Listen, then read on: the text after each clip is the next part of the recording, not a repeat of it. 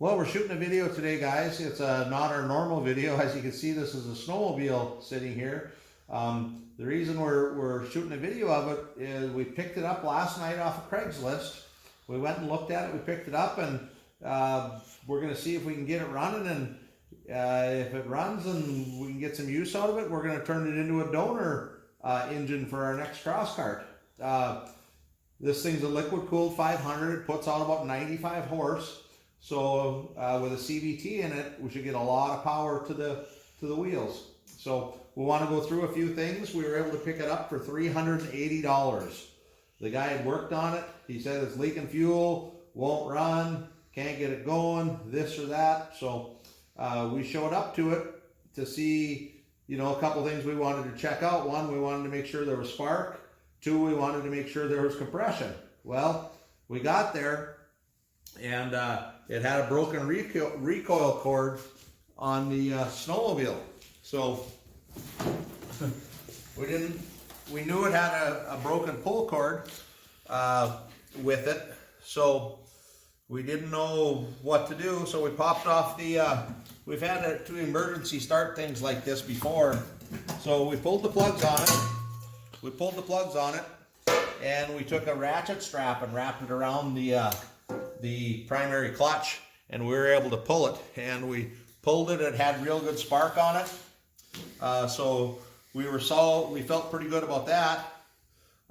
Next thing, we took, when the plugs were out, we took and we put compression tester on them, and we couldn't get a very good pull coming off wrapping it with a ratchet strap.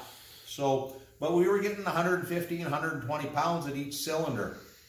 And so that was good. Now, there still could be problems with the bottom end. We were unsure, this or that. So we did bring a little bit of a gas can, mixed gas with us. We poured a little bit of gas in each cylinder, and the previous owner, I don't know if he liked what we were doing or not doing, but we put a little gas in there. Put the plugs back on, wrapped it up, give it a pull. It immediately started. So it ran off that prime for, 15 seconds. And I think the owner was pretty upset we got it running in about 5 minutes, or at least starting. And then because he had a new stator for it. A stator is the thing that produces the spark. And the reason he bought that is because his uncle had owned it prior to him, and he said that when it wouldn't start the last time, it was a stator problem, which it probably was, but there was no reason to go through that. All you had to do was check for spark. So had real good spark, ran for a couple seconds. We brought it home last night and threw it in the garage, and we're gonna see what we need to do to get it running. And if we can get it running, we're gonna tear this engine out and put it in the next Crosskart. So we'll keep you posted on. So one thing the owner told us was that he bought the sled from his uncle, and his uncle had it rebuilt. Well, you never know right or wrong, but we are seeing witness marks down here on the cylinder head. We have an L and an R, so that shows it was taken apart. We did notice something right away once we started looking at it a little closer. The cables are on the wrong spot. So somebody definitely had some things apart. Hopefully things are put back together. Maybe that's right. Maybe that's the problem why the previous owner couldn't get it running. But they definitely put the wrong throttle cables on each side. So we're going to pull the carbs. We're going to go through them. Just something you should always do on snowmobiles. And we'll see what we can find out in the carbs, because it did run on the prime. It didn't go through and run on gas. We'll probably drain the gas, put new gas in, and see if we can get it going. So like we mentioned, we always got to take the carbs apart and look at them. It's easy to do. We pulled the jets out. We pulled everything out. A couple things to notice with our jets. The main jet, when I went to put the socket on it, I could just loosen it right with my hand. It wasn't even tight. That was going to cause some problems in the future. But as far as the cleanliness of the jets, and none of the jets were plugged. The needle and seat looked good. Everything looked okay in the carburetors. We'll still clean them up a little bit and blow out the ports. One thing to note though is on the float arm. One of the carbs had the float arm this way. The other one had the float arm this way, which is the correct way. The one that was upside down, the actual float levers on there, these brass pieces inside, tough to see, they were actually stuck on the wrong side of it. So when the previous owner said that it was blowing fuel out of it, he thought there was a cracked fuel line. Well, it was just pumping fuel into the carburetor and pushing it right through the overflows. If we take a look at this one, it's a little hard to see over here. It's a little hard to see, but you can see right on the center where the float needle and seat was touching on that. So they'd been running it upside down for a while on one of the carburetors. I'm sure they were getting mix problems and all kinds of problems going into the engine, causing it not to run right. So we think that's going to make a big effect on this engine. One thing to note on here also is everything looks good on the carburetors. They're really clean. The ports were clean. Everything was clean. But we're seeing this black dust in there.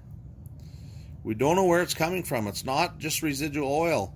And if you touch it, it actually has a grit to it. You know, it's not dirt. It's something different.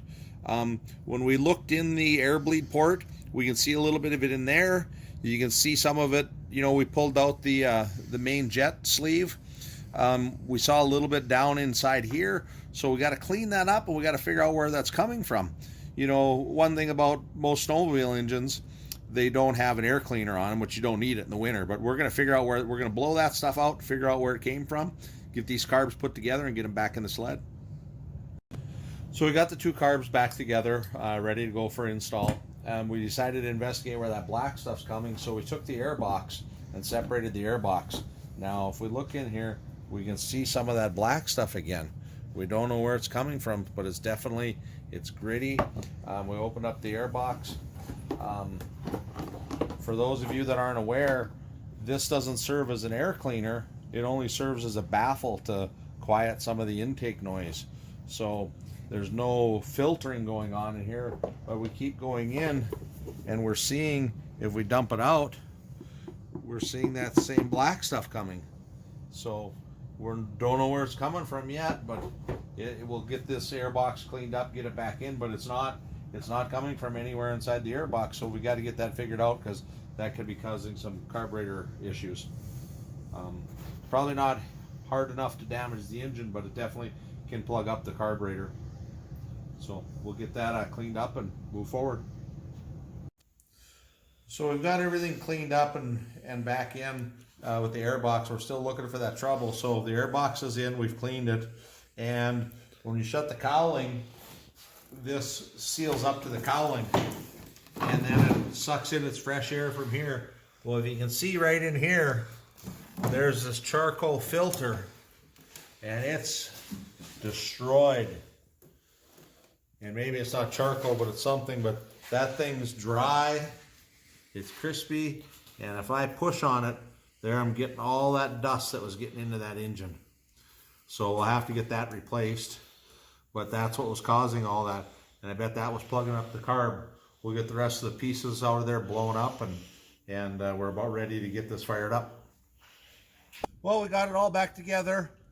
We got the carburetors in, we got the air box cleaned out, we got that put back in. We reran the compression tests again now that we got the pull starter. Its compression's about 122 to 125, seems good. We got about 2 hours into this machine right now, and probably the longest part was draining the gas and pumping all the old gas out of it. That took longer than anything. We bought the machine for $380. It's probably worth $1,200 to $1,500 right now, but for us, we're probably just going to take the engine out, and we'll drive it a little this winter, take the engine out for a Crosskart in the spring.